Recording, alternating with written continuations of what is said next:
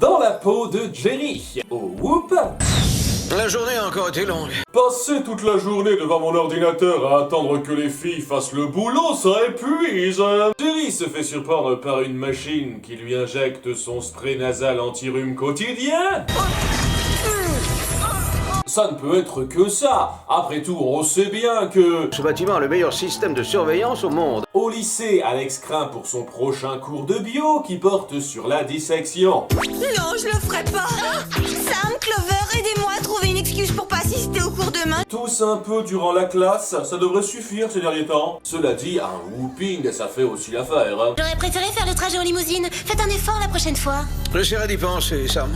Pardon, mais vous avez dit Sam. Elle, c'est Sam et Clover, c'est elle. Il y a erreur. Ah, parce que vous pensez peut-être que je ne le sais pas, Farah. Excusez-moi, pour ma défense, vous avez 3 noms et visages très difficiles à retenir. On dirait que Jerry n'a plus toute sa tête, il devient trop vieux. Oui, lâchons l'excuse de la sénilité pour ne pas être méfiante tout de suite. Il leur demande de libérer 3 détenus d'une prison de haute sécurité. Ceux-ci ne sont pas des criminels, ces malfaiteurs, comme vous dites, sont 3 de nos agents secrets. Ils doivent vraiment être très très secrets parce que je ne les ai jamais croisés. Oui, parce que vous vous intéressez totalement aux gens de ce bâtiment, les filles. Et ce garde-là, il en sait quelque chose. Il y a juste un seul mec dans cette organisation par qui transitent toutes les infos et qui prend toutes les décisions. Eh ben, heureusement qu'il est inatteignable, sinon ça pourrait facilement devenir la merde. Attendez une seconde.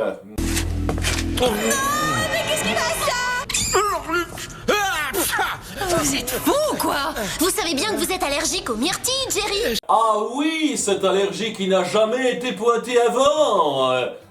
Pas de chance que ce cake bien spécifique se trouve là comme par hasard. Cette fois, c'est sûr, il est vraiment devenu gâteux. J'ai tout pouvoir sur les agissements des Spice. Et bientôt, je contrôlerai le monde. Le Sud en force!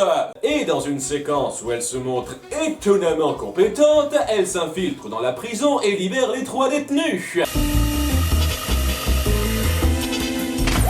C'est vraiment quand c'est le plus important qu'elles se montrent à leur meilleur niveau. Bon, elles font quand même un peu les guignols à la sortie.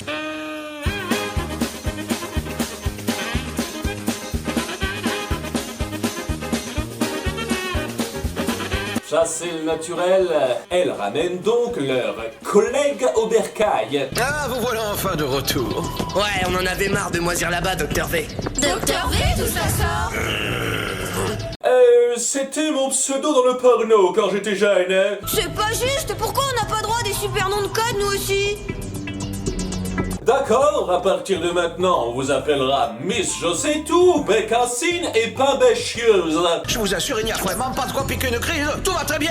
Détendez-vous, tout est parfaitement normal. On se relaxe. Vous avez un accent bizarre tout à coup. Il était temps que les masques tombent. Renier ses origines régionales comme ça, c'est mauvais pour la santé, Jerry.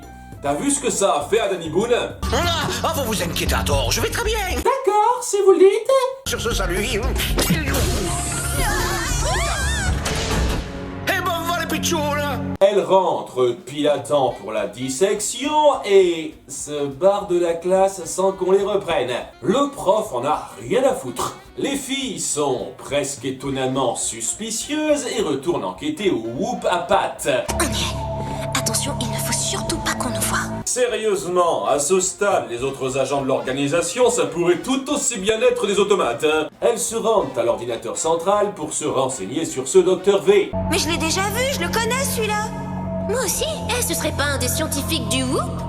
Il l'était auparavant, mais il vient de se faire renvoyer. Ça fait déjà la 3e putain de fois que le méchant est un ex-employé du Whoop. Et je vous assure que c'est pas la dernière. Et il travaillait sur le projet Micro-Espion, un système qui permettrait de réduire les espions à une taille microscopique pour les missions ultra secrètes. Je crois avoir déjà vu ça dans un film. Nos héroïnes font assez vite les liens logiques.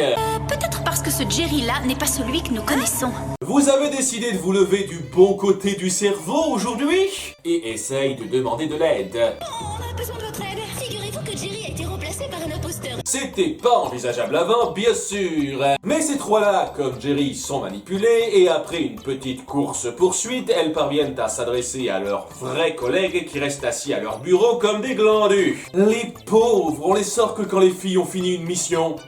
J'espère qu'on leur prépare de bonnes gamelles au moins. Ce n'est pas Jerry que vous avez devant vous. C'est un imposteur qui s'est fait passer pour lui. Regardez, il est déguisé. Allez, enlève-moi ça.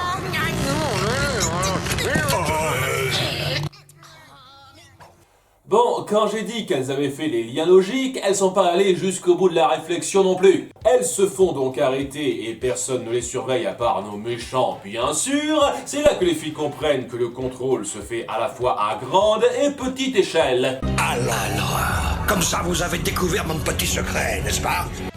Comment ces cordes vocales arrivent à reproduire ton accent exactement? Et quand ça n'arrive pas, est-ce que ça veut dire que tu imites parfaitement sa voix à ce moment-là? Maintenant, c'est moi qui contrôle Jerry, et Jerry contrôle le Whoop. Bientôt, je dominerai le monde, je régnerai sur la terre entière, je la contrôlerai. Et je ferai adopter la saucisse toulousaine comme plan international. Elle s'apprête à être réduite à la taille de microbe. Ouais, jamais vu ça avant. Mais, chance pour elle, il a laissé un ordinateur générateur de sous-marins microscopiques à leur portée. Parce que pourquoi pas, merde! Elles entrent alors en Jerry pour un combat corporel interne. Oui, là ça devient totalement l'aventure intérieure. La vie, la vie, la vie, la vie, la vie, la vie, la vie, la vie. Alex, c'est quoi le meilleur parcours pour atteindre le cerveau de Jerry? Depuis quand Alex est censée être experte sur le sujet? Attention, accrochez-vous, on approche du cœur. Depuis jamais apparemment, puisque passer par le cœur pour aller de la bouche au cerveau... Ça finit donc en combat général à l'intérieur du cortex. Et Jerry sortira de tout ça sans séquelles bizarrement. Enfin, pas plus qu'avant. Puis nos filles lui font tout expulser en le forçant à manger des myrtilles.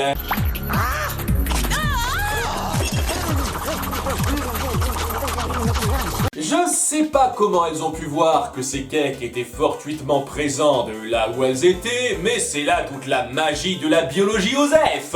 Et il finit par tout recracher en un seul éternuement. Pratique. Le Whoop retombe ainsi entre deux bas, de meilleures mains. J'espère que ça ne se reproduira plus, Jerry.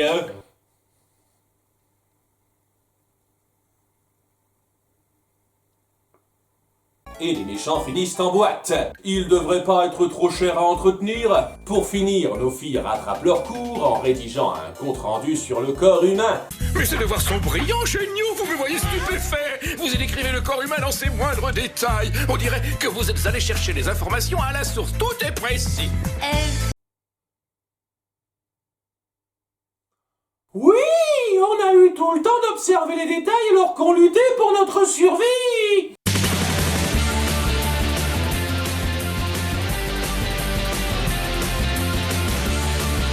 Et le fétiche du jour est... le contrôle total d'un autre corps. En général, c'est plus excitant quand c'est une fille.